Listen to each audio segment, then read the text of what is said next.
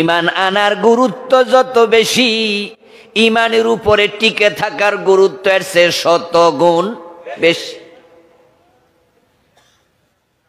যারা ঈমান আনবে, ঈমানের উপর টিকে থাকবে, তারাই জান্নাত পাবে। মান ক্বালা লা ইলাহা ইল্লাল্লাহু সুম্মা মাতা আলাইহি।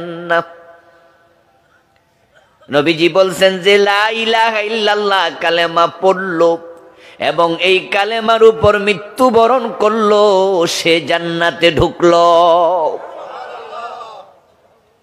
কালেমা ছিল কিন্তু মরার আগে কালেমা হারাই ফেলছে, শেষ।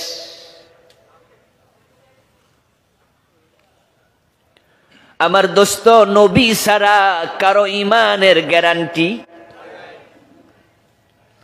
আম্বিয়া আলাইহিমুস সালামকে সরাসরি আল্লাহ হেফাজত করতেন, এজন্য নবীদেরকে বলে মাসুম। আমরা আজকে মাহফিলে যারা আছি, আমরা কেউ মাসুম নাকি? মাসুম মানে যাকে নিরাপত্তা দেয়া হয়, যাকে নিরাপদ করা হয়। আল্লাহ তাদেরকে নিরাপদ করেন যারা আল্লাহর নবী, অন্য কাউকে নিরাপদ করে না। তাই ইবনু খাতালকে আল্লাহ নিরাপদ করেন নাই, বেঈমান হয়ে গেছে। বনি ইসরাইল আল্লাহর একজন বান্দা ছিল, যার নাম ছিল বালআম, বাবার নাম ছিল বাউর। ওই লোক আল্লাহর এত বড় ওলি ছিল, মুস্তাজাবুদ দাওয়া, দোয়া করতে দেরি, কবুল হতে দেরি হতো না, এত বড় ওলি। কিন্তু ওই বালআম মরার সময় বেঈমান হইয়া মরছে। কোরআনে আল্লাহ তার কাহিনী আমাদেরকে শোনায়, ওয়াতলু আলাইহিম নাবাআল্লাযী আতাইনাহু আয়াতিনা ফানসালাখা মিনহা ফাআতবাহুশ শাইতান ফাকানা মিনাল গাবিন। নাউযুবিল্লাহ পড়েন। ও নবী, আপনি আপনার উম্মতের কাছে বনি ইসরাইলের সেই লোকের আলোচনা করেন। ওয়াতলু আলাইহিম নাবা, আপনি খবর পড়েন, তেলাওয়াত করেন। আল্লাযী আতাইনাহু আয়াতিনা, ওই ব্যক্তির কথা যাকে আমি অনেকগুলো কারামত দিয়েছি। শুধু দোয়া কবুল এটাই না, তার আরো কারামত ছিল। যাদের আছে মুজিজা তারা হলো নবী, যাদের আছে কারামত তারা হলো অলি, ঠিক না? আমরা অলিদের আশ্চর্য ঘটনাকে কি বলি? কারামত। কারামাতুল আউলিয়া ই হাক্কুন। আহলুস সুন্নাহ ওয়াল জামাতের এটা আকীদার অংশ, অলিদের কারামত সত্য। এই কারামতের মাধ্যমে আল্লাহ আল্লাহর বান্দাদের সম্মান বাড়ায়, বিশেষত্ব বাড়ায়। ওই বালআম ছিল অনেক বড় ওলি, আল্লাহ কয় আমি তাকে অনেকগুলো কারামত দিছি। ফানসালাখা মিনহা, কিন্তু সে লোকটা ওই কারামাতের উপরে টিকে থাকতে পারে নাই, পিছল খাইয়া পড়ে গেছে। ফাআতবাহুশ শাইতান, কারণ শয়তান তার পিছু নিয়েছে। ফাকানা মিনাল গাবিন, এক পর্যায়ে শয়তানের আক্রমণের শিকার হইয়া সে পথহারা, বেঈমান হয়ে গেছে। কোরআনে আল্লাহ বলে এই কথা আপনি উম্মতকে শোনান। আপনাদেরকে আমি প্রশ্ন করব, একটু জবাব দেন। কোরআন কি ইতিহাসের কিতাব নাকি? ইতিহাস শোনায় কেন? কোরআন ইতিহাসের কিতাব নয়, কিন্তু কোরআনে ইতিহাস আছে না নাই? আল্লাহ কাহিনী হিসাবে শোনায় না, শোনায় এই কাহিনীর মাঝে আমাদের জন্য শিক্ষণীয় আছে। কোরআন হলো মাওয়াইজা, নসিহার কিতাব, উপদেশের কিতাব। কোরআন জিকির, এটা স্মরণ, এটা স্মরণিকা। ও নবী, আপনি ওই লোকের কথা শুনান। এটা বলে আল্লাহ বুঝাতে চান ওই বেটা যদি বেঈমান হয় তোমরা সাবধান থাকিও, কারণ তার পিছনে শয়তান লেগেছে। তোমাদের পিছনেও শয়তান আছে না নাই? আমাদের সাথে শয়তান আছে তো নাকি? শয়তান কোথায় থাকে? এই যে আপনার সাথে শয়তান আছে, কোথায় থাকে? প্রিয় নবীজি সাল্লাল্লাহু আলাইহি সাল্লাম বলেন, শাইতানু জাসিমুন আলা কলবে বনি আদম। শয়তান মানুষের কলবের পাশে গাপটি মেরে বসে থাকে। মাথায় বসে না, কান্দে বসে না, বুকে বসে না, পিছনে বসে না, বসে কলবের পাশে। কারণ শয়তান জানে মানুষের ঈমান থাকে কলবে। ইমাম আবু হানিফা রাহিমাহুল্লাহ বলছেন, আল ঈমান হুয়া তাসদীকু বিল জিনানি ফাকাত। এই যে আমরা ঈমানের আলোচনা করি, ইমাম আবু হানিফা বলেন ঈমান হলো অন্তরের বিশ্বাসের নাম, কলবের বিশ্বাসের নাম। ঈমান থাকে কোথায়?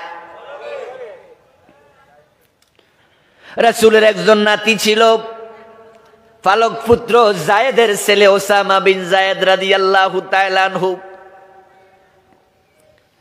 একটি কাফেলায় রাসূলুল্লাহ উনাকে বানালেন লিডার, বানায়া কাফেলা পাঠাইছে, সীমান্তবর্তী এলাকায় পাহারা দেও।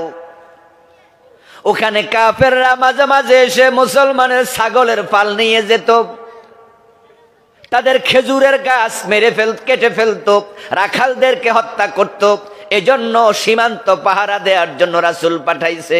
আমাদের বাংলাদেশের সীমান্তে বিজিবি আছে না নাই? আগে বিডিআর, এখন কি বিজিবি। রাসূলুল্লাহ পাঠালেন ওসামাকে নেতা বানাইয়া।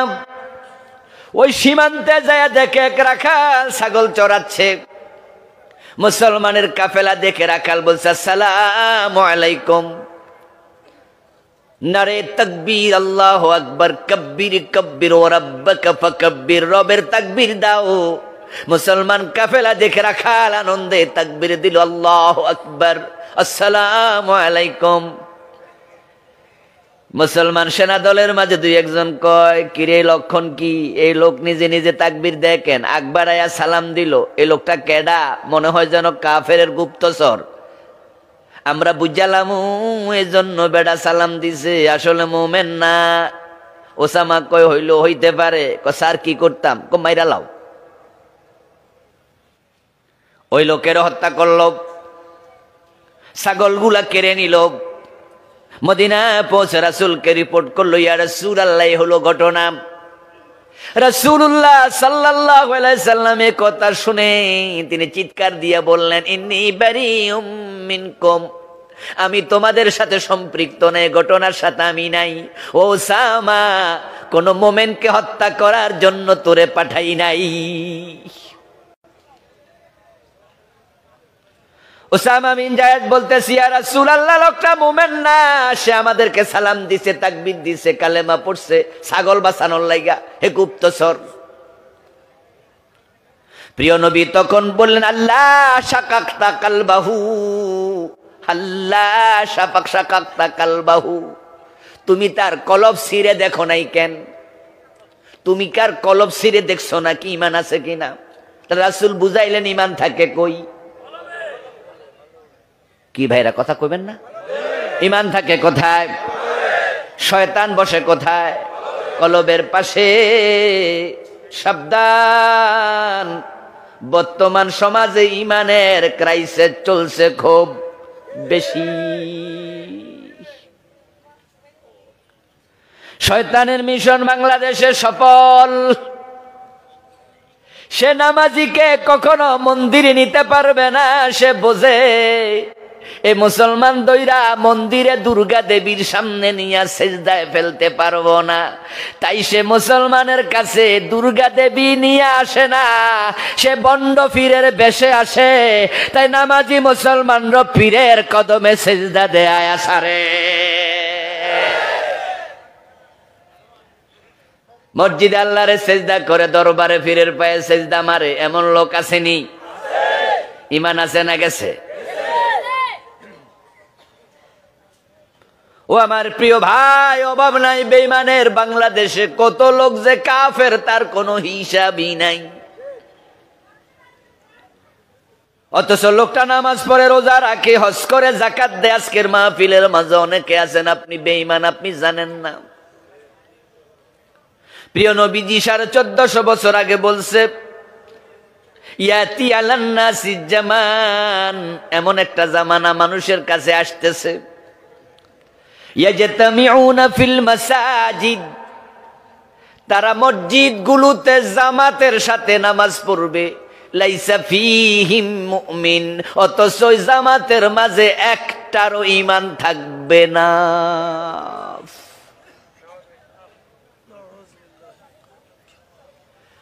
ওই বালআমের পিছনে শয়তান লেগেছে, ফাতবাহু শয়তান ফাকানা মিনাল গাবিন। আল্লাহ কাহিনী শোনায়, ও প্রিয় নবীজি উম্মতকে শোনান, পিছনে শয়তান লাগছে আর বেঈমান বানায়া ছেড়ে দিচ্ছে। নবীজি সাল্লাল্লাহু আলাইহি ওয়াসাল্লাম বলেন, এমন কোন মানুষ নাই যার সাথে একটা শয়তান নাই। আমি নবী মুহাম্মদ, আমার সাথেও শয়তান আছে। তবে ফাইন্নাহু আসলামা বি, আমার শয়তানটা আমার কাছে মুসলমান হয়ে গেছে, সে আমার আনুগত্য করে, সে আমার ডিস্টার্ব করে না, আমার ঈমান কাইরা নেয় না, নিতে চায়ও না, চেষ্টা করে না। আল্লাহ তাকে আমার বশীভূত করে দিছে। আপনাদের কাছে প্রশ্ন করি, আপনার শয়তান কি ডিস্টার্ব করে কিনা? যৌবনকালে ঘুমের মাঝে গোসল ফরজ করাইছে কিনা? কত খারাপ, ইমাম সাহেবেরও ছাড়ে না। কি ইমাম সাহেবের ঝামেলা হয় না? কোন হুজুর আর হাজী সাহেব বোঝে না, সবাইরে ধরে। সে সব সময় চায় কিভাবে ঈমান কেড়ে নেওয়া যায়। নবীজি সাল্লাল্লাহু আলাইহি ওয়াসাল্লাম বলেন, তাকুনু বাইনা সাআতে ফিতান কাকিতাইল লাইলিল মুসলিম, সূর্য ডুবে গেলে যেমন অন্ধকার চারিদিক থেকে ধেয়ে আসে, কিয়ামতের আগে এমন একটা সময় আসবে তখন ফিতনা পৃথিবীর চারদিক থেকে বের হবে। ইউসবিহু ফিহার রাজুলু মুমিনান ফায়ুমসি কাফিরা ওয়া ইউসবিহু মুমিনান ফায়ুমসি কাফিরা ওয়া ইউমসি মুমিনান ফায়ুসবিহু কাফিরা। মানুষ সকাল বেলায় মুমিন, সন্ধ্যা বেলায় কাফের হয়ে যাবে।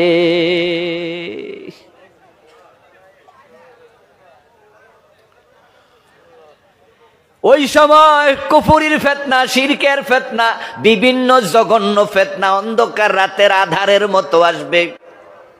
মানুষগুলো দলে দলে ঈমান হারাবে। আপনাদের কাছে প্রশ্ন করতে চাই, সে যুগ আসবে না এসে গেছে? এমন মসজিদ আমি চিনি যে মসজিদের ইমাম কাফের, মুয়াজ্জিন কাফের, মুসল্লি সব কাফের।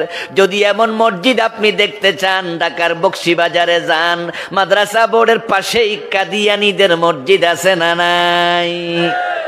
কাদিয়ানী মোমেন না কাফের?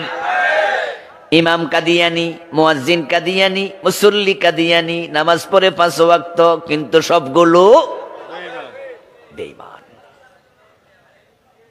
সবগুলো কাফের, সব কাফের। বাংলাদেশে আমরা অনেক রকমের হুজুর আছি, হুজুরদের মাঝেও দলের কোনো অভাব নাই, কিলাকিলি ঠেলাঠেলির অভাব নাই, কিন্তু কাদিয়ানী কাফের এটা নিয়ে কোনো দলাদলি নাই। যারা কওমি আলেম তারাও কয় কাদিয়ানী কাফের, আমরা যারা আলিয়া আমরাও কি কই? যারা 5 কল্লি টুপি মাথায় দেয় তারা কয় কাদিয়ানী, যারা 1 কল্লি তারা কি কয়? যারা গরম সুন্নি তারাও কি কয়? খেয়াল করেন, তাবলিগ জামাত কাদিয়ানীরে কি কয়? পীরের মুরিদ যারা আছে তারা কি কয়? আমরা যারা ফিরতির মানি না, মুরিদ হই না, আমরাও কি কই? আমার বন্ধু আমরা বলি হ্যাঁ হ্যাঁ, যদি আমার কেউ পীর থাকে, আমার পীরের নাম মুহাম্মাদুর রাসূলুল্লাহ। এরপরে যা আছে সবাই হলো শুধু ওস্তাদ। আমার নবীর সাথে তার কথা মানলে আমরা মানি, যদি না মানে কোন পীরের কথা আমরা মানি না। পীরকে ওস্তাদ মানবো ততক্ষণ হাদিসের সাথে মিলবে। যদি পীরের কথা হাদিসের উল্টা হয়, আমরা হাদিস মানি, পীর মানি না, ঠিক না? কারণ নবীজি বলছেন আমি দুটি জিনিস রেখে গেলাম বিদায় হজের দিন। কয়টা রাখছে? জোরে বলেন কয়টা? এই হাদিসটা শোনেন নাই? হতে পারে এই দিন এই মাঠে তোমাদের সাথে আর আমার দেখা। রাসূলুল্লাহর মুখে এই বিদায়ের বার্তা শুনে সাহাবারা অনেকে হাউমাউ করে কাঁদতে শুরু করলেন। কারো কারো বদন মলিন হলো, চোখ অশ্রুসিক্ত হলো, দাড়ি ভিজে পানি মাটিতে পড়তে শুরু করলো, বেকারার হয়ে কেউ কেউ কাঁদছেন, কারণ তারা নবীকে ভালোবাসতেন তাদের জীবনের চেয়েও। প্রিয় নবীজি সাল্লাল্লাহু আলাইহি ওয়াসাল্লাম সাহাবাদের কান্না দেখে, বেকারার হালত দেখে বললেন, টেনশন করো না, তারাকতু ফীকুম আমরাইন লান তাদিল্লু মা তামাসসাকতুম বিহিমা কিতাবাল্লাহি ওয়াস সুন্নতি। আমি চলে যাব, তবে তোমাদের কাছে দুটি জিনিস রেখে যাব, যতদিন আঁকড়ায়া ধরবা পথ হারা হবে না। একটা হলো আল্লাহর কিতাব কোরআন, আর একটা আমার সুন্নাহ হাদিস। এজন্য আমরা কোরআন হাদিস ছাড়া আর কিছু মানি না।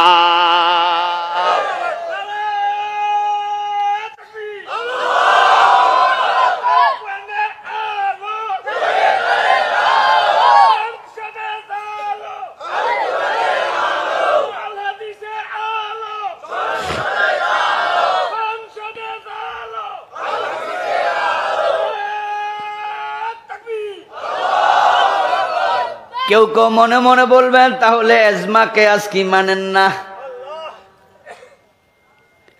শরীয়তের দলিলের উৎস হলো চারটা, কোরআন, হাদিস, ইজমা।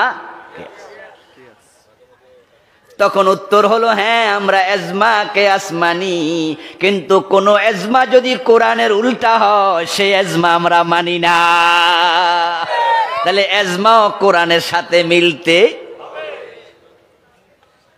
আমরা কেয়াস মানি, কারো কেয়াস যদি কোরআন হাদিসের উল্টা হয় সে কেয়াস মানি না। তাহলে ইজমা কেয়াস কোরআনের সাথে মিল থাকতেই হবে, কোরআনের উল্টা হওয়ার কোনো সুযোগ। এজন্য রাসূল বলছেন আমি দুটি জিনিস রেখে যাচ্ছি। কয়টা? যে পর্যন্ত দুইটাকে আঁকড়ায়া ধরবা পথ হারা হবা না। এবার আপনাদেরকে বলবো, জান্নাতের পথে যেতে হলে, টিকতে হলে কোরআন হাদিস ধরা দরকার আছে না নাই? কোরআন হাদিসের সাথে যদি কারো কথা অমিল হয়, ওই কথার দাম একা নাও। কিন্তু আমাদের দেশে চলছে উল্টা গাড়ি। এই মিয়া এমন পীরের কাছে মুরিদ হলেন যে পীর পর্দা করে না, বউ লইয়া যান পীরের কাছে, পাইছেন কি? হ্যাঁ, পর্দা দরকার নাইনি। কই হুজুর কি যে কোন আপনার চোখ আর হুজুরের চোখ।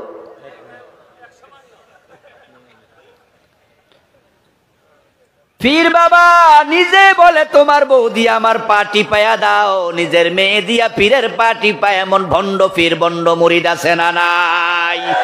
ওদের কাছে পর্দার মূল্য একা নাও নাই। ও দোস্ত, তোমার কথা যদি কোরআনের খেলাফ হয় এটা মূল্যহীন, মূল্যহীন। কিসের তোমার পীর?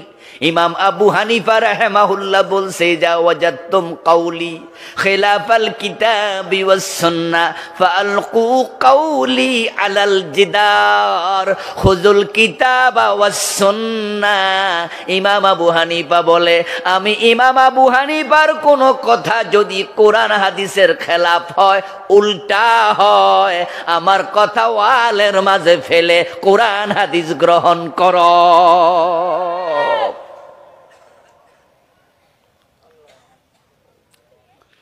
দোস্ত আমার, ইমান চলে যায় হাজার হাজার মানুষের বিভিন্ন কারণে। কাদিয়ানির কথা বলছিলাম, তাদের মসজিদের ইমাম ও কাদিয়ানি, মুয়াজ্জিন কাদিয়ানি, মুসল্লি কাদিয়ানি, সবগুলো কাফের। এবার বলুন তো, তাদের মসজিদে ইমাম আসেনি? আজান আছে, মুয়াজ্জিন আছে, নামাজ আছে, নামাজের মাঝে কালেমা শাহাদাত নাই? আশহাদু আল্লা ইলাহা ইল্লাল্লাহ, আশহাদু আন্না মুহাম্মাদার রাসূলুল্লাহ, তাদের আজানের মাঝে কালেমা নাই। তো তাদের মুয়াজ্জিন কাফের হবে কেন? বেড়া তো দিনে 5 বারে কালেমা পড়ে আজান দেয়।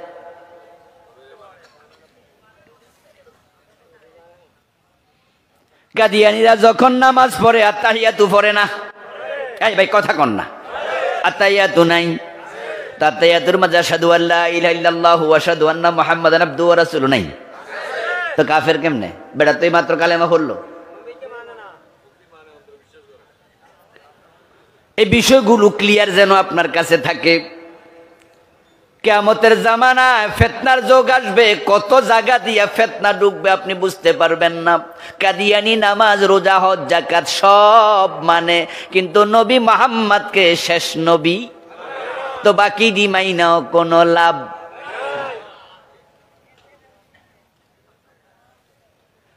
এখন আপনিও নামাজ, রোজা, হজ, যাকাত সব মানেন। আলা লাহুল খালকু ওয়াল আমরু, সৃষ্টি যার, আইন চলবে তার। ইনিল হুকমু ইল্লা লিল্লাহ, আল্লাহ ছাড়া কারো আইন চলবে না। আপনি নামাজ রোজা মানেন, কিন্তু রাষ্ট্রে আল্লাহর আইন দরকার, এটা মানেন না। যারা আল্লাহর আইনের ওয়াজ করে তাদেরও রাজাকার কইয়া মজা নেয়। তো কাদিয়ানি মানে না এক জায়গায়, আমনে মানেন না, তো হে কাফের হইলে আমনে কি?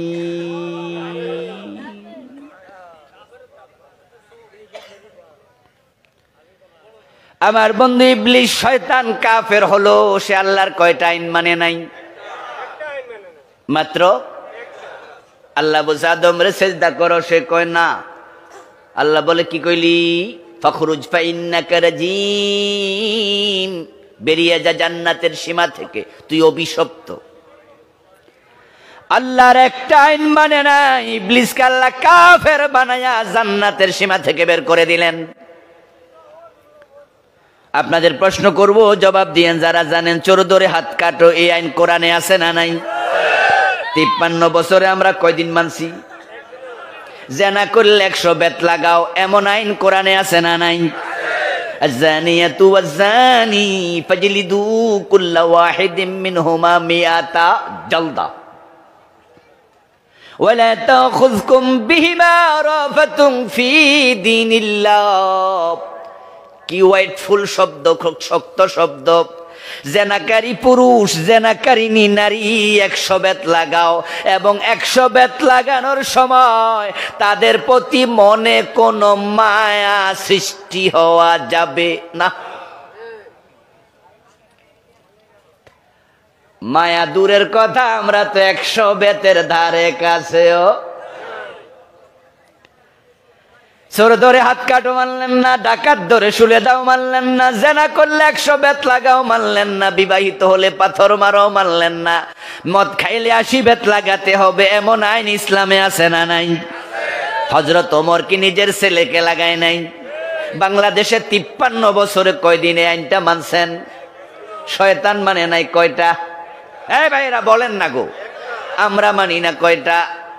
তো শয়তান কাফের আমনে কি?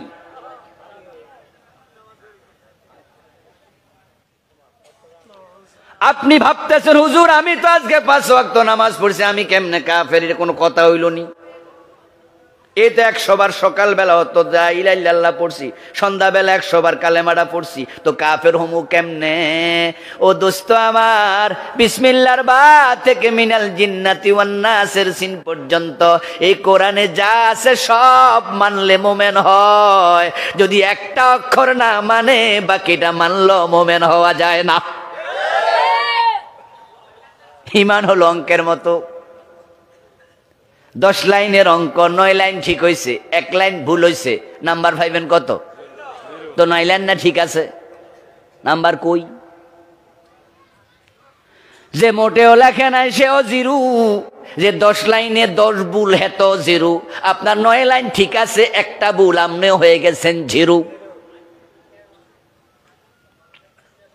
এত বড় বেলুন, আধা ঘন্টা লাগায় গ্যাস ঢুকাইলেন, হাওয়া ঢুকাইলেন। এখন যদি হাওয়া মুক্ত করতে হয় 10 ছিদ্র করলে যে কথা, একটা করলো। ইবলিস একটা আইন মানে নাই, সে কাফের। আবা ওয়াস্তাকবারা ওয়া কানা মিনাল কাফিরিন, সে কাফের। কাদিয়ানি একটা মানে নাই, সেও আমাদের সবার ফতুয়া কাফের। এখন বাংলাদেশের 53 বছরের ডজন ডজন আমরা মানলাম না, মানে তো না, উল্টা যারা মানে তাদেরকে জেলে ঢুকাইয়া রাখে। আল্লামা সাঈদীকে শুধু কোরআনের আইনের কথা বলাতে 13 বছর জেলে দিয়েছে, আর কোন অপরাধ উনার নাই। যারা উনারে জেল দিছে, যারা ফাঁসির রায় দিছে, যারা জেলে মাইরা লাইছে, পরে ওষুধ খাও বিষ প্রয়োগ হত্যা করছে, উনার মৃত্যুটা স্বাভাবিক মৃত্যু ছিল না। উনি সুস্থ মানুষ ছিলেন, উনাকে হত্যা করার জন্য তারা হাসপাতালে আনছে। ইতিমধ্যে উনার 2 ছেলে, শামীম ভাইও বলছে, মাসুদ ভাইও বলছে, আমরা আশা করছি অল্প দিনের ব্যবধানে মামলা হবে, এবং মামলা করা দরকার, সত্য উদ্ঘাটন হওয়া দরকার। কাশিমপুর জেলখানা জেলার এবং যে হাসপাতালে বঙ্গবন্ধু মেডিকেল কলেজ হাসপাতালে যখন আনছে, ওখানে বার্ড মেডিকেল কলেজ যিনি মূল ডাক্তার ছিল তার দায়িত্বে, এই 2 জনকে অ্যারেস্ট করলে সত্যটা বের হয়ে যাবে।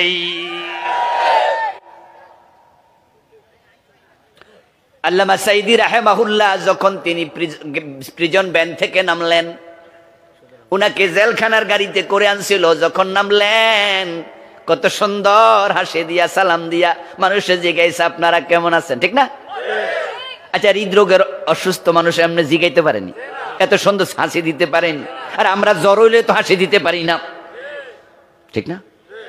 103 ডিগ্রি জ্বর, 2 ডিগ্রি জ্বর থাকলে এমনি তো মুখটা প্রকাশ হয়ে যায়, মুখে হাসি আসে না। চেহারার দিকে তাকাইলে আপনি কইতে পারবেন ভাই শরীর খারাপ নাকি, কই না আমরা মাঝে মাঝে? সামান্য জ্বর হইলে যদি মানুষ বোঝে তার শরীরের দিকে তাকাইলে শরীর খারাপ নাকি ভাই, মনটা বেজার বেজার কেন? ও দোস্ত, উনি নাকি হৃদরোগে আক্রান্ত। এত সুন্দর হাসি প্রমাণ করে আল্লাহর বান্দা সেদিন অসুস্থ ছিল না। আরেকটা প্রমাণ হলো, উনি যখন হাসপাতালে আসছে, ওনার 4 নাম্বার ছেলে, এখন বর্তমানে ছোট ছেলে নাসিম ভাই, বাবা আসছে শুনে দৌড়াই আসছিলেন, কিন্তু মরার আগ পর্যন্ত সারাদিন ছেলেটাকে দেখা করতে হুজুরের সাথে। 13 বছর জেল, ফাঁসির অর্ডার হলো। অপরাধটা কি? কি অপরাধে? অপরাধ শুধু একটা, আল্লামা সাঈদী আল্লাহর আইনের কথা বাঘের মতো হুঙ্কার দিয়ে বলতেন। এই যে আমরা আলেমেরা এখন আল্লাহর আইনের কথা মাহফিলগুলোতে বলি, আমরা আল্লামা সাঈদী শেখে শিখে বলি। তো তোমরা যারা আল্লাহর আইন মানলা না, কাদিয়ানি একটা মানলো না, কাদিয়ানি কাফের। ইবলিস শয়তান আল্লাহর একটা আইন মানলো না, সে হয়ে গেল কাফের। তোমরা তো মানো না, যারা বলে তাদেরকেও হত্যা করো, জেলে দাও। 11 জনকে ফাঁসি দিছে, যে 2 জন মন্ত্রীকে ফাঁসি দিছে, ওরা যুদ্ধাপরাধী না, এটা মিথ্যা মিথ্যা, শুধু কোরআনের আইনের পক্ষের লোক, তাই দিল্লির প্রেসক্রিপশনে তাদেরকে ফাঁসি দেয়া হয়েছে। এগুলো সব ইন্ডিয়া থেকে প্রেসক্রাইব করা হয়েছে, ওখানে বসে বসে করেছে। এবং আপনারা তো দেখেছেন যে এখন যে পালাইয়া দিল্লিতে গেল, ইন্ডিয়া গেল, কেন? কারণ তারাই ওদেরকে চালাইছে, তাই তারাই আশ্রয় দিয়েছে।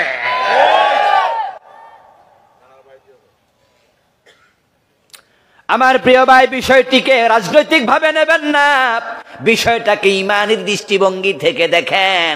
আল্লাহর আইন যদি না মানে ইমান থাকে নাকি? কেউ যদি বলে আমি পুরা কোরআন মানি না, যেমন হিন্দু, বৌদ্ধ, খ্রিস্টান, ফতুয়া তারা কাফের। যদি কেউ বলে 15 পারা মানি, আমরা বলবো অর্ধেক মোমেন, ঠিক না? যদি কেউ বলে 29 পারা মানি, 1 পারা মানি না, ফতুয়া কি? কেউ যদি বলে 1 অক্ষর মানি না, এবার বলুন কে বড় কাফের, কে ছোট কাফের? সমান, কুফরিতে সব সমান। এজন্য মোমেন হবেন তখন এই কোরআনের সবটা মানতে রাজি হবেন।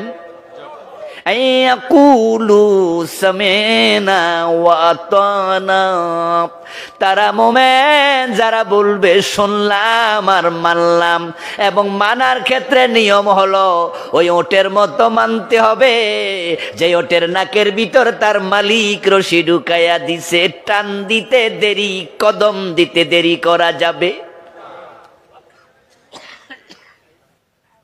قال رسول الله صلى الله عليه وسلم المؤمن كالجمل الأنف حيثما قيد انقاد। প্রিয় নবীজি বলছেন মোমেন তো সে যে নিজেকে নাকে রশি ঢুকানো ওটের মতো মনে করে। উদাহরণটা আমার না, রাসূল নিজে দিয়েছেন। যে ওটের নাকের ভিতরে রশি মালিকে হাতে নিছে, এবার বলুন তো ওটটা কি স্বাধীন না মালিকের অধীন? মন মতো চলে না মালিকের টান মতো? উল্টা পাল্টা চললে নাক ছেঁড়ার সম্ভাবনা আছে না নাই? ঈমান আনার পরে তুমি এমন হয়ে যাও, কোরআনে হাদিসে রাসূল যা বলে, আল্লাহ যা বলে, বিনা প্রশ্নেই মানতেই হবে। আল্লাহ বলছেন লাহুল খালকু ওয়াল আমরু। সাবধান, কে বলতেছে? সতর্ক করে কে? সাবধান, হরফে তানবীহ। আলা লাহুল খালকু, সৃষ্টি তার, ওয়াল আমরু, এবং অর্ডার, আদেশ হবে একমাত্রই। সৃষ্টি যার, আইন হবে তার। কথাটা কি আমার না আল্লাহর? সব মুসলমান ভাইয়েরা একটু বলুন দয়া করে, সৃষ্টি কার? আরো জোরে বলেন। আইন চলবে কার? এ 53 বছর আল্লাহর আইন চলছে কয়দিন? চলছে। আল্লাহর আইন চলে না, ব্রিটিশের আইন চলে। তো ব্রিটিশের আইন মানলে আপনি আল্লাহর গোলাম হলেন কেমনে? এজন্য তো আমরা আপনাদেরকে ঈমান রক্ষা করার জন্য কথাগুলো বলছি। ও দোস্ত, কেউ মনে মনে বলতেছেন হুজুর আল্লাহর আইন তো আমরাও কিছু মানি, সব আর মানি না, আর কি কিছু তো মানি। নামাজ, রোজা, হজ, যাকাত, তাসবিহ, তাহলিল, টুপি, দাড়ি, পায়জামা, পাঞ্জাবি, এগুলো তো আমরা সব মানি, হয়তো পুরা জীবনে মানতে পারি না। আমি বলবো দোস্ত, ঈমানের ক্ষেত্রে কিছু মানবা কিছু মানবা না, এটা সিস্টেমে নাই। ফজরের নামাজের ফরজ কয় রাকাত? বলেন না কয় রাকাত? 1 রাকাত পড়ে যদি কেউ বাড়ি চলে যায় সওয়াব অর্ধেক হবে 30%। কত? 1 রাকাত যে পড়লো।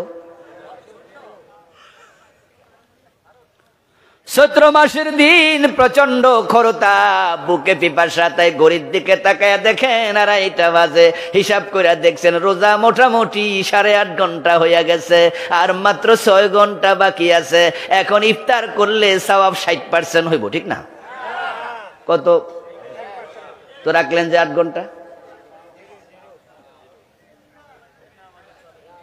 ও দোস্ত, আপনি বলছেন হুজুর নামাজ, রোজা, হজ, যাকাত মানি, সুর ধরে হাত কাটা মানি না, ডাকাত ধরে শুলে দেয়া মানি না, এগুলো পারি না, আমরা পারি না।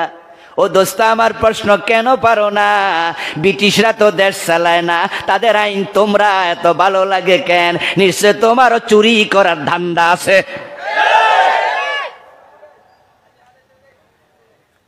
এই যে আমাদের সংসদ, যেটা গত সংসদ গেল, এখানে এমপি আছে 350-র মতো। 350 এমপি, 300 নির্বাচিত, বাকিটা হলো শূন্য কোঠা, এই কোটা, ওই কোটা, মহিলা কোটা, আরো কিছু আছে। 350 এমপির মাঝে হিন্দু আছে, বৌদ্ধ আছে কয়জন?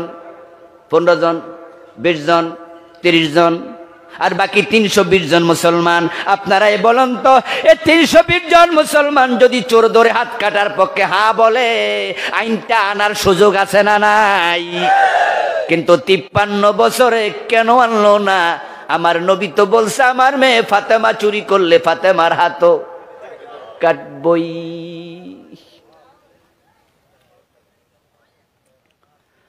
আমরা বলি সুরের হাত কাটো, আর আপনার মন খারাপ হুজুর রা এসব ওয়াজ করে কেন? নামাজ রোজার ওয়াজ করতে পারে না, এরই না বালা। মানে নামাজও পড়মু চুরিও করবো, ঠিক না? একসাথে দুইটা চলুক। এই জন্য চুরির টাকা দিয়া মসজিদে এসি কিনে দেয়, সুদের টাকা দিয়া মসজিদ দোতলা বানাইয়া দেয়, হারাম টাকা দিয়া সভাপতি হওয়ার জন্য 5 লাখ টাকা জিন্দাবাদ, ঠিক না?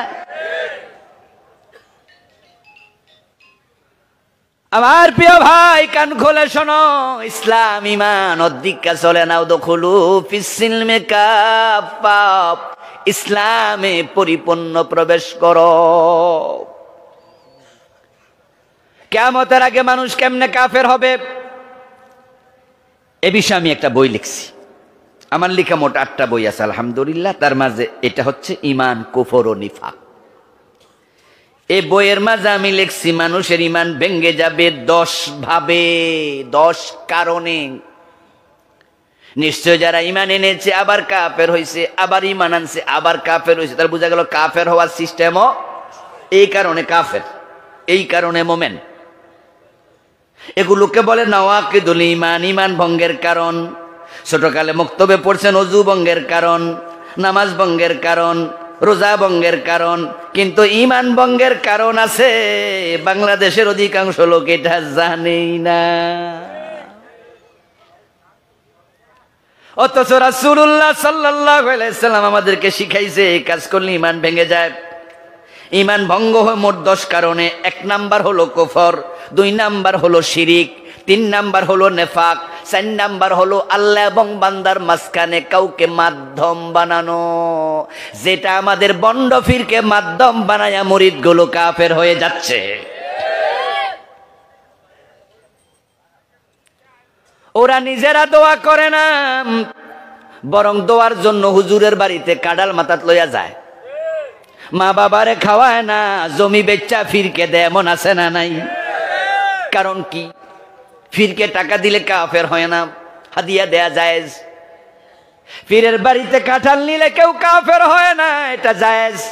কিন্তু তারা নেয় ভিন্ন উদ্দেশ্যে, সেটা হলো আমি তো নাফাক মানুষ, আমি তো মিছা কথা কই, আমি তো ভালো মুসলমান না, তা আমার দোয়া আল্লাহ শুনবেন। তাই পীর সাহেব হুজুরের উপরে সব দায়িত্ব, শুধু দোয়ার দায়িত্ব না, বেহেশতের দায়িত্বটাও দিছে। তাই তো তোরা কান্দে লইয়া গান গায়, আছেন আমার মুক্তার, আছেন আমার ব্যারিস্টার, শেষ বিচারের হাইকোর্টেতে তিনি আমায়। শুধু দোয়ার দায়িত্ব না, বেহেশতের দায়িত্ব দিয়ে দিস। ও দোস্ত, মক্কার কাফেরদেরকে জিজ্ঞেস করা হতো আকাশ জমিন কে বানাইছে, তারা বলতো আল্লাহ। লা ইন সাআলতাহুম মান খালাকাস সামাওয়াতি ওয়াল আরদা লায়াকুলুনাল্লাহ। ও প্রিয় নবী, যদি প্রশ্ন করেন আকাশ জমিন কে বানাইছে, মক্কার কাফেররা বলবে আল্লাহ বানাইছে। কিন্তু দ্বিতীয় প্রশ্ন, আল্লাহ যদি আকাশ জমিন বানান তাহলে লাত মানাতকে সেজদা করো কেন? তখন তারা জবাব দেবে মানা বুদুহুম ইল্লা লিয়ুকাররিবুনা ইলাল্লাহি যুলফা।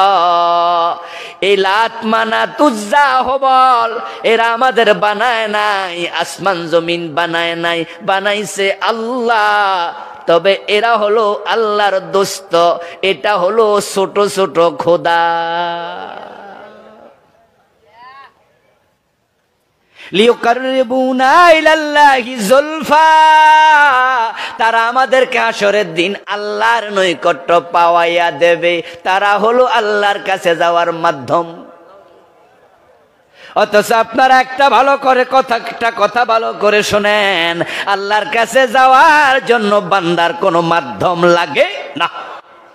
ফাযকুরুনি আযকুরকুম, তোমরা আমাকে ডাকো, স্মরণ করো, আমি স্মরণ করব।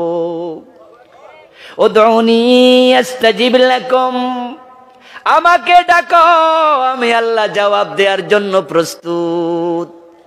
আল্লাহ তাআলা বান্দাকে ডাইরেক্ট সম্পৃক্ত করতে চান, তাই যারা মাধ্যম বানায় তারা বেঈমান হয়ে যায়।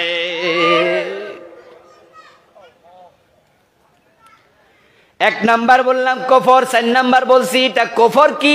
বাংলাদেশে 56টা কুফর আমি লিখেছি এই বইতে। কিছুদিন আগে সরকার কিছু কুফর ঢুকাইছিল পাঠ্যপুস্তকে। 2023 সন জানুয়ারির 1 তারিখ বই হাতে আসলো। ক্লাস 7-এর বইতে আমরা হঠাৎ করে দেখি ক্লাস 6-এর বইতে বিবর্তনবাদ ছবি দিছে বান্দরের, তার পাশে মানুষ, তার পাশে মানুষ, গোল গোল কইরা দিছে। এক পর্যায়ে বুঝাই দিছে মানুষ এক সময় বান্দর থেকেই এসেছে, ওরা বান্দর ছিল। বাংলাদেশি টাকা, আমরা মুসলমান, আমাদের টাকা ইন্ডিয়ায় বই ছাপায়, ওখানে বিবর্তনবাদ ঢুকাইছে ক্লাস 6-এর বইতে। আমাদের বাচ্চাদেরকে বুঝায় এক সময় তোমরা বানর ছিলা, তোমাদের পূর্বপুরুষ। অথচ আল্লাহর কোরআনে রাসূলের শত শত হাদিসে আল্লাহ আমাদের বলছে প্রথম মানুষ ছিল আদম, বান্দর নয়। প্রথম মানুষ কে? জোরে বলেন না কে? তো যদি কেউ মনে করে বান্দর, ঈমান আছে না গেছে? আমরা যখন প্রতিবাদ করলাম তখন সরকার সার্কুলার করলো কে ওটুকু থামাও, ফরা যাবে না, বন্ধ রাখলো। কিন্তু যারাই কুফরি ঢুকাইছিল তাদেরকে শাস্তি দেয় নাই। তাই 2024 যেটা গত বছর গেল জানুয়ারির 1 তারিখ আবার পাঠ্যপুস্তক হাতে আসলো হাই স্কুল লেভেলের। এবার ক্লাস 7-এর বইতে পাওয়া গেছে সমকামিতা, শরীফ শরীফার গল্প, LGBTQ। আরেক কুফর ঢুকাইছে যেটা সিলেবাসে গত বছরও ছিল। ক্লাস 1, 2, 3, 4, 5-এর বইয়ের মাঝে আপনারা দেখবেন 56 অক্ষরে লেখা ধর্ম যার যার, উৎসব সবার। আজ থেকে 20 বছর আগে মুশরিকি কুফরি স্লোগান ছিল না, এটা সিলেবাসে ঢুকাইছে সরকার। কুফরি সাপ্লাই দেয়। হিন্দুদের দুর্গা পূজা যখন আসে তখন তারা স্লোগানটা কয় ধর্ম যার যার, উৎসব সবার। মুসলমানের সন্তানদেরকে পূজায় যাওয়ার জন্য তারা সুরসুরি দেয়। এই স্লোগান পাইয়া এমনে নাচনেওয়ালি আরো পড়ছে ঢোলে বাড়ি। এমন পূজা মণ্ডপ ছিল যেখানে হিন্দুর চেয়ে মুসলমানের সন্তান বেশি। আল্লাহর কোরআনের স্লোগান হলো লাকুম দীনুকুম ওয়ালিয়াদিন। বাংলা অর্থ কি? তোমার ধর্ম তোমার, আমার ধর্ম আমার। দুইটা এক না আলাদা? বলেন, কথা বলেন, এক না আলাদা? তাহলে স্লোগান হবে ধর্ম যার, উৎসব তার। কিন্তু তারা ঢুকাইল না ধর্ম যার যার, উৎসব সবার। বইয়ের মাঝে স্লোগান ঢুকাইছে, শুধু বইতে না, এটা বাংলাদেশের সংবিধানে লেখা, জনগণ সকল ক্ষমতার উৎস। এই বিশ্বাস যে রাখবে সে মুশরিক। কত লোক মুশরিক তার কোনো হিসাব নাই। নির্বাচন আসলে আমাদের নেতারা মাইক হাতে নিয়ে অধিকাংশ স্লোগানটা দেবেই, ও জনগণ আপনারা ক্ষমতার মালিক, ক্ষমতার উৎস। আওয়াজ দিয়ে আপনাদের কাছ থেকে জানতে চাই, যারা বিশুদ্ধ ঈমান রাখেন বলুন তো ক্ষমতার মালিক কে? সবাই বলেন কে? তাহলে জনগণ ক্ষমতার উৎসে কথা বলা যাবে? কুলিল্লাহুম্মা মালিকাল মুলক তুতিল মুলকা মান তাশা তাবারাকাল্লাযী বিয়াদিহিল মুলক আন্নাল কুওয়াতা লিল্লাহি জামিআ। কয়টা শোনামু আয়াত? আপনাদের এই ধারণা, এই সংবিধানের লেখাটা আল্লাহর কোরআনের একটা দুইটা না, অসংখ্য আয়াতের 180 ডিগ্রি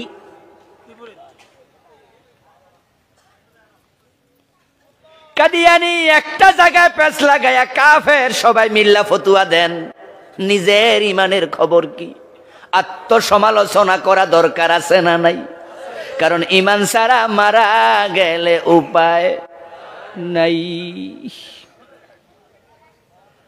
আল্লাহ তাআলা সূরাল মুলুক নামক একটা সূরা নাজিল করে বলেন, তাবারাকাল্লাযী বিয়াদিহিল মুলকু, রাজত্ব আল্লাহর হাতে।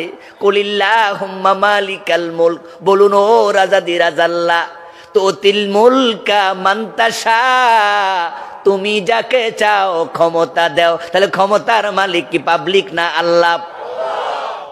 আপনি কইলেন কি? সংবিধানে লিখলেন কি? আল্লাহ যে ক্ষমতার মালিক, তিনি যাকে চান ক্ষমতা দেন, যাকে চান ক্ষমতা থেকে সরাইয়া দেন। 5 তারিখ কোর্টের ফান নাই। যারা ক্ষমতায় আছে তারা ভাবে নাই, আর যারা ক্ষমতা থেকে পালাইছে তারাও পালাইতে হবে, 4 তারিখও ভাবে নাই। আপনারা বলুন তো, আমাদের দরবেশ বাবা দাড়ি কামাইয়া ফালাইতেছিল, আচ্ছা দরবেশ বাবা যদি 4 তারিখে টের পাইতো, ব্যক্তিগত হেলিকপ্টার নিয়ে পালানোর মতো পয়সা উনার আছে না নাই? তাহলে বোঝা গেল 4 তারিখে ওইটা কল্পনা। এবং এইভাবে প্রধানমন্ত্রী সহ 300 এমপি পালাবে, আমরাও তো ভাবি নাই, ঠিক না? আমরাও তো 5 তারিখ সকালও তো ভাবি নাই। এবং যে পোলাপান আন্দোলন করছে তারাও কিন্তু একবারও বলে নাই প্রধানমন্ত্রী পালায়া যাক, মন্ত্রীরা পালায়া যাক। তারা বলছিল সংস্কার, কোটা সংস্কার। পরে গুলি দিল, তারা বলল পদত্যাগ, 9 দফা 1 দফা পদত্যাগ। তারা বলে নাই পালান। কিন্তু যিনি পালাইছে, কেন পালাইছে আমরা এখনো ভালো করে বুঝলাম না। দেশেও তো থাকতে পারতো, প্রয়োজনে জেল খাটতো। কারণ নেতাদের জেলের ইতিহাস আছে, কিন্তু পালানোর ইতিহাস বাংলাদেশে নাই।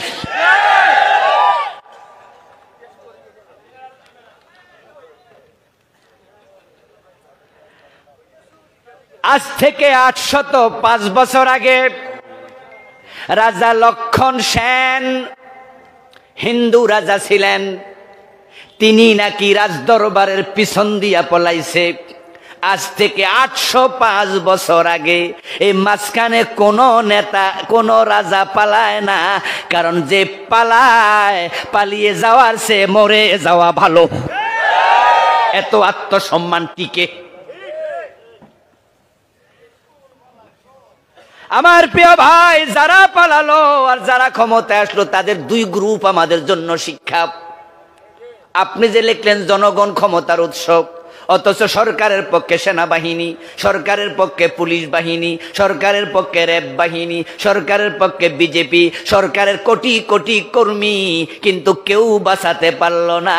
পালাতেই হলো। এতে বোঝা যায় ক্ষমতার মালিক পাবলিক না, ক্ষমতার মালিক কে। এবং তাদের আত্মবিশ্বাস তো প্রচন্ড ছিল। তারা ঘোষণা করছে 2041, করে নাই? কত সন পর্যন্ত? কথা বলেন কত? তাহলে কতটা কনফিডেন্ট। এবং তাদের নেতা তো বলেছে কিসের আন্দোলন, এই বছর না ওই বছর মানুষ বাঁচে। শোনেন না আপনারা? তারা কয় 41। আল্লাহর আজিম থেকে বলো ওয়াকার যা যা যায়া শোনায়া দে, 40 মিনিট 45 মিনিটের বেশি না। পালাও পালাও, 41 সন লাগবে না, এখনই পালাতে হবে। এমন ভাবে পালাইছে, রান্না করা খাবার খাওয়ার টাইম মিলে নাই। ঠিক না? ঠিক না? বরং কাপড় চোপড় লইয়া ফলাইতে পারে নাই। এক কাপড়ে ফলাইছে, যে কাপড়গুলো আলমারি ছিল পরে ফোলা পানে বাইঙ্গা পাবলিকে দেখাইছে। ফেসবুকে এমন কাপড় দেখাইছে যে নাম কোয়া যায় না। কেউ কেউ কয় হুজুরে বুড়া মানুষের কাপড় দিয়া কি করছে? আমি কই আমিও তো একই কথা কই যে কি রে, এডি আবার কিতা। তাহলে ক্ষমতার মালিক জনগণ না আল্লাহ। ওয়া তানজিউল মুলকা মিম্মান তাশা, তিনি যার কাছ থেকে চান ক্ষমতা কেড়ে নিতে 1 সেকেন্ড লাগে না। যে ফেরাউন কাল্লা পানির মাঝে ডুবাইছিল, আওয়াজ দিয়ে বলুন তো, ফেরাউন কি ঘুমেছিল না সজাগ ছিল? ক্ষমতায় ছিল না পদত্যাগ করছিল? একা ছিল না সৈন্য সহ ছিল? দেখো আল্লাহর ক্ষমতা কত বেশি, সজাগ রাইখা সৈন্য সহ ক্ষমতায় ফেরাউন রে পানি ডুবাইছে, কেউ বাঁচাতে পারে নাই। প্রমাণ দিয়েছে ক্ষমতার মালিক ফেরাউন না, ক্ষমতার মালিক আল্লাহ। আর ডক্টর ইউনূসের দিকে একটু তাকান তো, এই বেটা জীবনে কল্পনা করছিল ক্ষমতা আইব? বরং শিক্ষিত মানুষরা বুঝার কথা, সচেতন লোকেরা জানেন, বেটা যদি কিছু ভাবতো 5 তারিখের আগে, সেটা ছিল আল্লাহ জানে জেল হয় কয় বছর। ঠিক নেই? কারণ বেটার বিরুদ্ধে যে মামলা ছিল 2-4টা না আরো বেশি, ছোট ছোট না বড়, যদি একটারও 10 বছর কইরা হইতো তাহলে 250 বছরের নিচে হইতো না। হাজিরা দেওয়ার জন্য বিদেশ থেকে বাংলাদেশে আসতো, 8 তলা এজলাস লিপ দিছে বন্ধ কইরা। বেটার বয়স হলো 84। বেটারা হাইটা ওড়েন, হাইটা তুলছে 8 তলায়। উঠা দেখে হাকিম নাই, ম্যাজিস্ট্রেট কই পরে আইব, খাইতে গেছে, খারাই ধান। বেটা মনে মনে ভাবে আমি নোবেল লরিয়েট, দুনিয়ার কত দেশ কত সম্মান করে, কিন্তু বাংলাদেশে লক্ষণ তো বেশি সুবিধা না। আল্লাহ জানে কয় বছরের জেল দেয়। আর আসমানের মালিক কয় না রে, তোরে বড় চেয়ারে বসাবো। ক্ষমতার মালিক কে? আল্লাহ। এই কথাগুলো বলে আমি মজা দিচ্ছি না, মজা নিচ্ছি না, আপনাদেরকে আমি বিবেকে ঢুকাচ্ছি। মানুষের হাতে ক্ষমতা নাই, ক্ষমতা কার হাতে? এরপরে সামনে নির্বাচনে দেখবেন কিছু নেতা মাইক হাতে লইয়া ঠিকই কথা কইব যে জনগণ সকল ক্ষমতা, এরা আর বুঝামু কেমনে? এই দেশে শিরিক সাপ্লাই দিচ্ছে হুজুররা। এমন হুজুর আমি চিনি, যিনি মাহফিল আইসা মানুষকে মুশরিক বানায়। মাইক পাইয়া সামনে লাখো জনতা, হাজার হাজার মানুষ, মানুষরে কইতাছে আল্লাহর দন রাসূলকে দিয়ে আল্লাহ গেছে গায়ে বইয়া। এমন হুজুর আছেনি?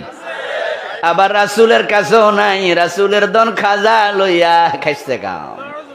আসিল এটা ভারতে, আরবে চলে আইছে ভারতে। আল্লাহর দন রাসূলকে দিয়ে আল্লাহ গেছে গায়েব হইয়া, রাসূলের দন খাজা লইয়া শুইয়া আছে আজমিরে, কেউ ফিরে না খালি হাতে খাজা বাবার দরবারে। নাউজুবিল্লাহ পড়েন। ঈমান আছে না গেছে? ওরা কি নামাজ পড়ে না? টুপিদারি নাই? তাহলে ঈমান যে ভেঙে যায়, সতর্ক হওয়া দরকার আছে না না? এই শিরিক নিয়ে আমি বই লিখছি। এই বইয়ের মাঝে আমি 29টা শিরিক লিখছি, 29টা। ও দোস্ত, জানি না আপনার এলাকাতে মাজার আছে কিনা। যে এলাকায় বন্ড পীরের মাজার আছে, ওই এলাকার অধিকাংশ মানুষ মুশরিক হয়ে গেছে। শিরকের বাজার মিল্লা যায়। মাজারে মানত করা শিরিক, মাজারে সেজদা দেয়া শিরিক, মাজারের কাছে কিছু চাওয়া শিরিক। অথচ মাজারে গেলে দেখবেন টাকার অভাব নাই। এমন মাজারও আছে 2 মহিনা বস্তায় টাকা ভরে নেয়া লাগে। বাতি নিবে গেলে মসজিদে দেখবেন মোমবাতি নাই। সভাপতি কয়, ও মুয়াজ্জিন সাহেব মোমবাতি জ্বালাইয়া দেন মাগরিবের সময়। কয় স্যার মোমবাতি তো নাই, বিদ্যুৎ তো যায় না, কিনিও না, মানুষও দেয় না। কিন্তু মাজারে দেখবেন দিনের বেলা মোমবাতি জ্বলে। এত মোমবাতি আইসে করতে জিবরিল আমিন দিয়ে গেছে, ঠিক না? তো দিল কেডা?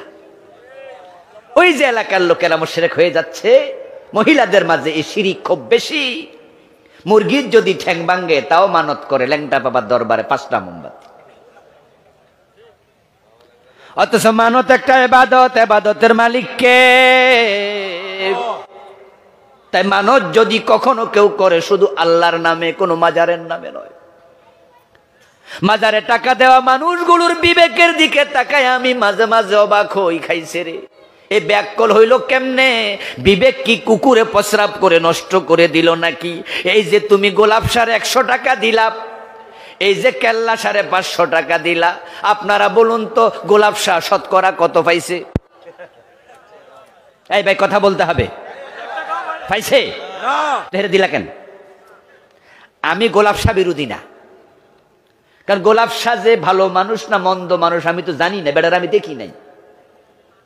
এমনও তো হতে পারে বেটা ভালো মানুষ ছিল, যেমন শাহজালাল কি ভালো মানুষ ছিল না? কথা বলেন, ছিল না? উনি বইলা গেছে আমার মাজার বানাইস। শাহপরান রহমতুল্লাহ আলাই ভালো মানুষ, বলে নাই মাজার বানাইস। আরে মরাফির নিয়া মাজার বানায়া কিছু ধান্দাবাজ ব্যবসা খুলেছে। ব্রাহ্মণবাড়ি একটা থানা আছে নবীনগর, নাম শুনেছেন? নবীনগর শহরে একবার ঢুকার পথে দেখবেন একটা ব্রিজ আছে। ব্রিজের একবারের সাথে, আমি নবীনগর চাকরি করেছি 1.5-2 বছর, এটা ফাজেল মাদ্রাসা লেকচারার ছিলাম, একবারে শহরের পাশেই নারায়ণপুর ফাজেল মাদ্রাসা। ওই সুবাদে আমি সেখানে ছিলাম, টিউনো মসজিদের খতিব ছিলাম। তা আমি দেখে বলছি, শুনে না। ব্রিজের সাথে একটা মাজার, ওই মাজারের যিনি মরে গেছে ওনার নাম হাসান শাহ। তো হাসান শাহর মাজার ঠিক আমার মাদ্রাসার পূর্ব পাশে গ্রামটার নাম আলিয়াবাদ, নারায়ণপুর উত্তর পাশে নারায়ণপুর, পূর্ব নারায়ণপুর গ্রামেই আপনার আরেকটা মাজার। ও মাজারে যাই দেখি একই লেখা হাসান শাহ। তা আমি একটু আশ্চর্য হইলাম, কিরে মানুষ কয়জন? আরে কথা কয় না ভাইরা, কয়জন? মাজার কয়টা? দূরত্ব প্রায় 1.5 থেকে 2 কিলোমিটার হবে। তা আমি স্থানীয় লোকদেরকে জিজ্ঞাসা করলাম, কিও ভাই আসলে কি মানুষ কি একজন না 2জন? কয় না একজন। তো মাজার 2টা। কয় যে হাসান শাহ থাকতেন আলিয়া এই গ্রামে নারায়ণপুরে এই বাড়িতে যেখানে এখন মাজার আছে, কিন্তু উনি কোন কাজে উনার এক মুরিদের বাড়িতে গেছে শহরে নবীনগর। ওখানে যাওয়ার পরে রাতে ছিলেন, 1-2 দিন বেড়াইছে, ওখানে উনি মারা গেছে। তো মারা যাওয়ার পরে মুরিদরা কইছে যেহেতু আমাদের এখানে মারা গেছে আমরা হকদার, এর জন্য এখানে মাটি দিয়া তারা মাজার বানাইছে, কারণ মাজার বানাইলে কি আছে। কিন্তু যেখানে বাড়ি এখানকার লোকেরা কয় সব টাকা তোরা নিবি। বেড়ালে আমরা রাত্রিও, আমরা ফুত, আমরা চাচা, আমরা জেডা, তো টাকা তোরা নিবি। রাতের বেলা লাশ চুরি করে নিয়ে এসে। কথা বুঝছেন? যখন ওরা মাজার বানাইছে মাটি দিয়া মোটামুটি সুন্দর করে, ওরা রাতের বেলা যাইয়া ভাইঙ্গা টাইঙ্গা মাজার কান্দে লই লাশ লয়ে চলে আসে, আইয়া এখানে মাটি দিছে। এখন হেরা কয় মাটি তো দিছি, মাজার বানাইছি, ভাঙমু না, চলছে। তাইলে একটাতে লাশ নাই আর একটা লাশ আছে, 2 জায়গায় মাজার চলতেছে। এমনও তো হতে পারে হাসান শাহ বলেও নাই আমারে দিয়া ব্যবসা করিস, শাহজালাল বলে নাই, শাহপরান বলে নাই, কিন্তু যারা ব্যবসায়ী, যারা ভণ্ডামি করছে এটা এজন্য তারাই দায়ী, ঠিক না? আর উনি যদি ভণ্ড হয় তাহলে তার ব্যাপার, তার সাথে আমি তো আর জানি না। এই জন্য আমি গোলাপ শাহ বিরোধী নই, আমি কেল্লা শাহ বিরোধী নই। তাদেরকে আমি চিনি না, জানি না, ভণ্ড না ভালো, তাই তাদের ব্যাপারে আমি চুপ। কিন্তু আমি তোমার আচরণ বিরোধী, কারণ তুমি যে গোলাপ শাহে টাকা দিলা, বেটা তো 1 টাকাও পাইলো না, এই টাকা গেল কই তুমি কি বোঝো না? এমনও তো হয় মাজারে টাকা দিয়া গাঁজা খায়, কারণ মাজারে গেলে এগুলার মোষ দেখে বোঝা যায়, মোষের দগে বোঝা যায় জামাই যে দারোগা।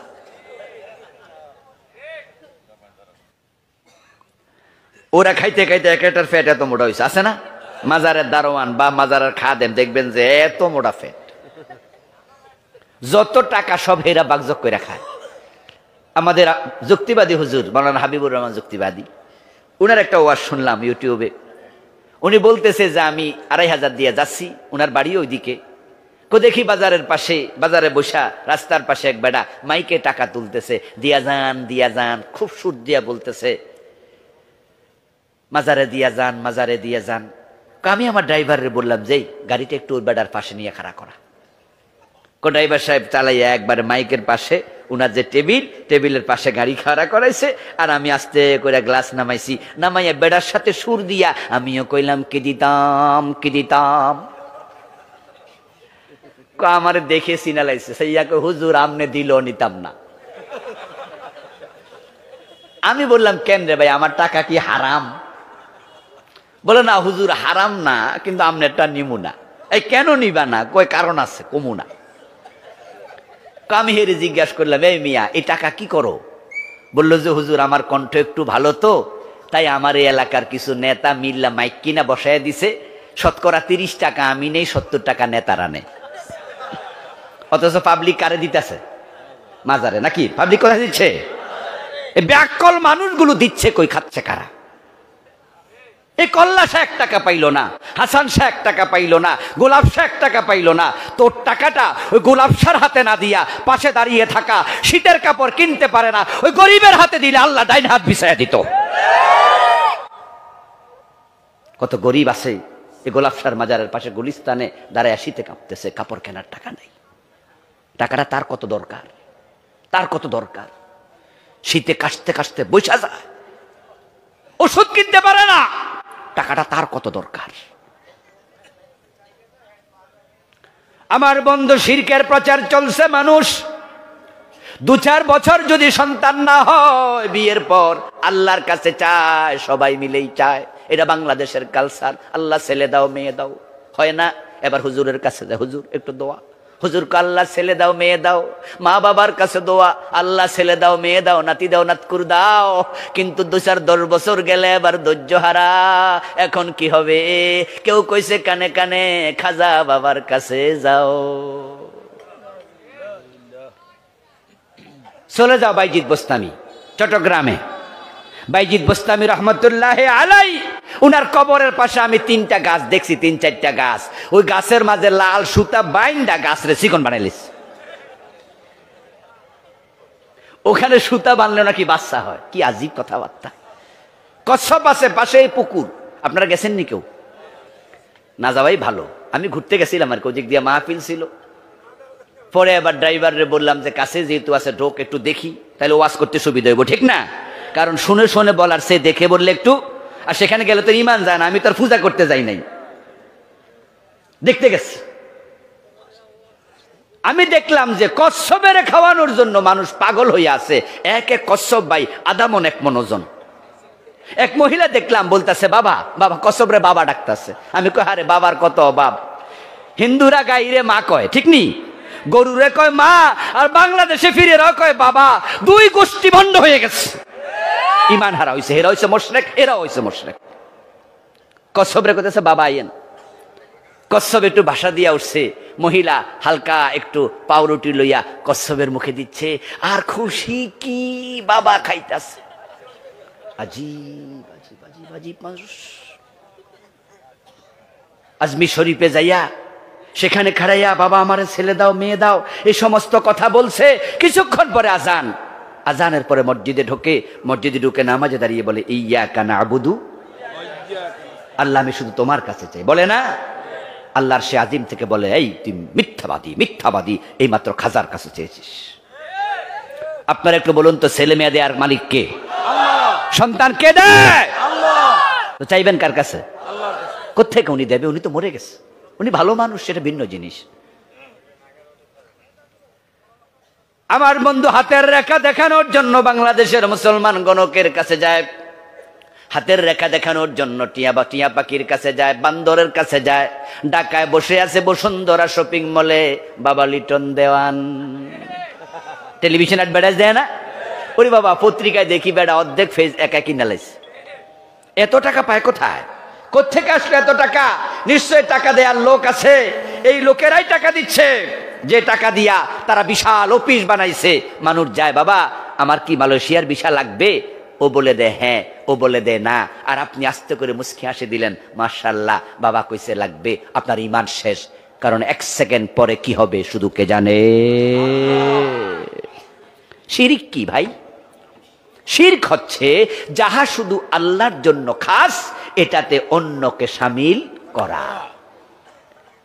একটু আওয়াজ দিয়ে আপনারা বলুন তো, সেজদার মালিক কে? আল্লাহ। ইবাদতের মালিক কে? আল্লাহ। যদি ইবাদত আল্লাহর সাথে আরেকজনের করে, ঈমান থাকে না।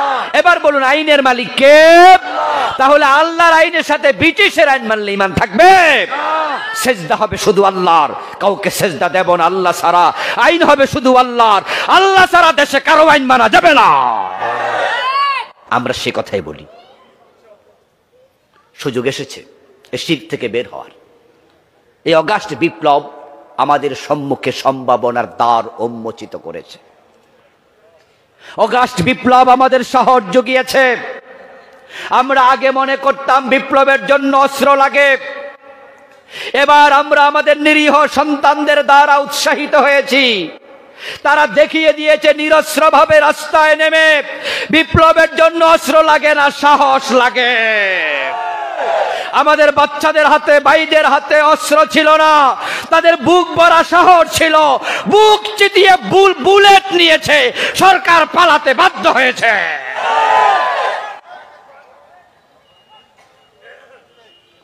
কতজন প্রাণ দিয়েছে? মাত্র 2000-এর মতো। জুলাইয়ের 1 তারিখ থেকে 5ই আগস্ট পর্যন্ত 2000 প্রাণ দিয়েছে। প্রতিষ্ঠিত গভর্নমেন্ট পালাতে বাধ্য হয়েছে। নতুন সূর্য উঠেছে বাংলাদেশে। আমরা আল্লাহ দ্বীনের পক্ষে যদি আমরাও সিদ্ধান্ত নেই, আমরা 2 লক্ষ প্রয়োজনে প্রাণ দিতে হবে। রাজি আছেন না নাই? আল্লাহ দ্বীনের জন্য প্রয়োজনে প্রাণ দিতে রাজি আছেন না নাই?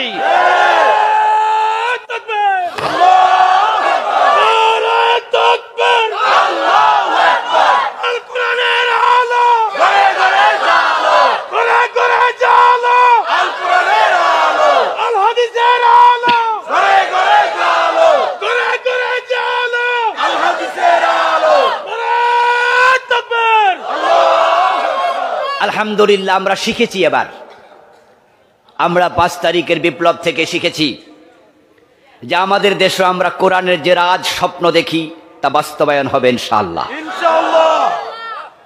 অস্ত্র লাগবে না। আগে আমরা ভাবতাম অনেক কিছু লাগবে না, কারণ মানুষ যখন প্রাণ দিতে জানে আসমান থেকে আল্লাহর সাহায্য আসতে আর দেরি হয় না। আমি এই জন্য বলি, এবারের বিপ্লবটা আসলে কোনো মানুষ করে নাই, করেছেন কে? আল্লাহ। জাস্ট আমাদের ছাত্র জনতা ছিল আবাবিল পাখি, তারা ছিল ওসিলা। কারণ প্রধানমন্ত্রীর অন্তরে আল্লাহ ভয় ঢুকাইয়া দিছে। উনি না পালাইলে কিন্তু এই বিপ্লবটা সহজে হতো না। উনি পালালেন কেন? উনাকে ভয় দেখাইছে ওয়াকার। ওয়াকারকে আমরা নিয়োগ দিছিলাম? বিরোধী দল দিছে? উনার আত্মীয়, উনি দিছে। ও বেটা যাইয়া কয় তাড়াতাড়ি ফলাই যান, এর মানে আল্লাহ তার অন্তরে প্রেসার দিছে তুই তাড়াতাড়ি ক। আর ওরে কইছে হেলিকপ্টারে ফলাও, যা পাও তা লইয়া ফলাও। বাটটা যা রানছে রান্দা মানুষে খাক, তুই খাইস না। আল্লাহ যদি এখানে পারে কোরআনের বিপ্লবের জন্য আমরা যদি রাস্তায় নেমে যাই, আল্লাহর সাহায্য আরো তাড়াতাড়ি আসবে ইনশাআল্লাহ। আমরা আশাবাদী হয়েছি। এবার ঈমান যদি বাঁচাতে চান শিরিক থেকে বের হয়ে আসেন। আমরা ইবাদতের মালিক যেমন আল্লাহকে মানি, আইনের মালিকও কে? আল্লাহ। আমরা কি মালিক না মালিকের গোলাম? আমাদের মালিক কে? আল্লাহ। তো আইন তো গোলামরা বানায় না, চাকররা বানায় না। চাকররা তো আইন মানে, বানাতো মালিকই, ঠিক না? যেই কোনো প্রতিষ্ঠানে যান, আইন কি চাকররা বানায়? কর্তৃপক্ষ বানায়, মালিক পক্ষ বানায়। হাই স্কুল বলেন, কলেজ বলেন, ফ্যাক্টরি বলেন, ইন্ডাস্ট্রি বলেন, যেই কোনো জায়গায় যান, কর্তৃপক্ষ মালিক আইন বানাবে, আর যারা সেখানকার এমপ্লয় চাকর তারা আইন শুধু মানবে।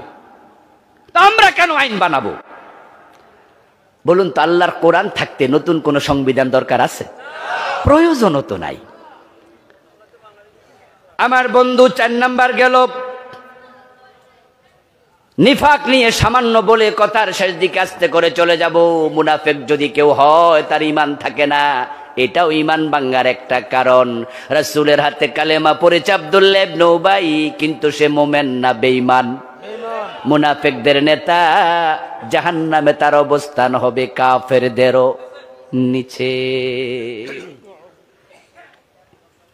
وَإِذَا قِيلَ لَهُمْ تَعَالَوْا إِلَى مَا أَنزَلَ اللَّهُ وَإِلَى الرَّسُولِ رَأَيْتَ الْمُنَافِقِينَ يَصُدُّونَ عَنكَ صُدُودًا। কারণ তোরে নেফাক আছে আমরা জানি না, কিন্তু আমার আল্লাহ বলে, ও নবীজি যখন বলবেন আসো কোরআন হাদিসের দিকে, এটাকে আমরা সমাজে বাস্তবায়ন করতে চাই, তখন মুনাফিকরা বলবে এর সাথে আমি নাই। আমরা কোরআনটাকে সমাজে বাস্তবায়ন করতে চাই। আপনি দ্বিমত পোষণ করলে বুঝতে হবে আপনার অন্তরেও নেফাক আছে। ওয়াইযা উনজিলাত সূরাতুম মুহকামা ওয়া যুকিরা ফীহাল কিতাল রাআইতাল্লাযীনা ফী কুলূবিহিম মারাদুন ইয়ানজুরুনা ইলাইকা নাযারাল মাগশিয়্যি আলাইহি মিনাল মাউত। ও নবীজি, যখন জিহাদের আয়াত নাজিল হয়, যারা মুনাফিক জিহাদের কথা শুনলে চেহারা কালো হয়ে যায়। জিহাদের কথা শুনলে ভালো লাগে না, এমন লোক আমাদের সমাজে আছে না নাই? জিহাদের মাঝে জঙ্গিবাদের গন্ধ খুঁজেছে গত 15টা বছর। শুধু জিহাদের কথা বলাতে মামলা দিয়ে জেলে দিয়েছে। কত জালেম ওরা, কত বড় জালেম, কত বড় জালেম। জিহাদ কি জঙ্গিবাদ না ইবাদত? কথা বলেন, কথা বলেন। জিহাদ কি জঙ্গিবাদ না ইবাদত? জিহাদের সাথে জঙ্গির কোনো সম্পর্ক? জঙ্গিবাদ হচ্ছে নিরীহ মানুষকে হামলা করা, আর জিহাদ হচ্ছে অন্যায়ের প্রতিবাদ করা। আচ্ছা, শুধু তলোয়ার হাতে নিয়ে যুদ্ধ করার নামে কি জিহাদ? এটা জিহাদের সর্বোচ্চ স্তর। মুখে বলা এটাও জিহাদ, কলমে লিখা এটাও জিহাদ, সেমিনার, সিম্পোজিয়াম, মিটিং, মিছিল, অন্যায় প্রতিরোধ যেখানে আছে সেখানে করো, যেভাবে দরকার সেভাবে করো। মুখ দিয়ে শুরু হবে, তলোয়ার দিয়ে শেষ ফয়সালা হবে। কিন্তু তারা জিহাদ শুনলে জঙ্গিবাদ, জিহাদ শুনলে জঙ্গিবাদ। এগুলো মুনাফিক। নেফাক নিয়ে আমি 28টা আলামত লিখেছি এই বইতে। প্রিয় ভাইরা, সময় যেহেতু কম, রাত অনেক গভীর হয়েছে, 11টা বেজে গেছে। কুফরি যে 10 কারণে হয় এগুলো শিখবেন, জানবেন। নিজের জীবনে যদি থাকে তাহলে আজকেই তওবা করবেন। 29টা লিখেছি শিরিক, বাকিগুলো কখন বলবো, সময় তো হবে না, জানবেন। 56টা কুফর লিখেছি, পড়বেন, জানবেন। না জেনে বিষ খাইলে সমস্যা হয় না? না জেনে শিরিক করলে, কুফর করলো, ঈমান চলে যাবে। আমার লেখা 8টি বই ড্রাইভারের কাছে আছে, যাওয়ার সময় নেবেন, আহ্বান রেখে আজকের মতো শেষ করছি। আল্লাহ তাআলা সে দুপুর থেকে পর্যন্ত যা বলা হলো হক কথাগুলো আমাদের মেনে চলার তৌফিক দিন। বলেন আমিন। হাযা মা ইনদি ওয়াল ইলমু ইনদাল্লাহ আলাইহি তাওয়াক্কালতু ওয়া ইলাইহি উনীব। আমরা সংক্ষেপে একটু দোয়া করতে চাই। আল্লাহুম্মা আমিন। আলহামদুলিল্লাহি রাব্বিল আলামিন ওয়াসসালাতু ওয়াসসালামু আলা নাবিয়িনা মুহাম্মদ ওয়া আলিহি ওয়া আসহাবিহি আজমাইন। রব্বানা যালামনা আনফুসানা ওয়া ইল্লাম তাগফির লানা ওয়া তারহামনা লানাকুনান্না মিনাল খাসিরিন। রব্বিরহামহুমা কামা রব্বায়ানি সগীরা।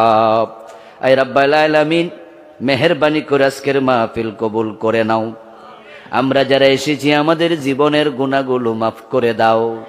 আমাদের সালাম তোমার বন্ধুর কবর মোবারক মদিনা মুনাব্বারায় পৌঁছায়া দাও। এই আল্লাহ, আমাদের কারো মা নাই, কারো বাবা নাই, আপনজন প্রিয়জন কবরে, সবার কবরকে জান্নাতের টুকরা বানায়া দাও। আমাদের মা বাবার জীবনের সবগুলা গুনাহ মাফ করে দাও। ইয়া আল্লাহ, আমাদের যার মনে যে নেক আশা আছে পূর্ণ করে দাও, যার যে বিপদ আছে দূর করে দাও, যারা আমরা অসুস্থ আছি দয়া করে সুস্থ করে দাও। ইয়া আল্লাহ, আজকের মাহফিলের জন্য যারা টাকা পয়সা বুদ্ধি পরামর্শ দিলেন সবার সব খেদমত কবুল করে নাও।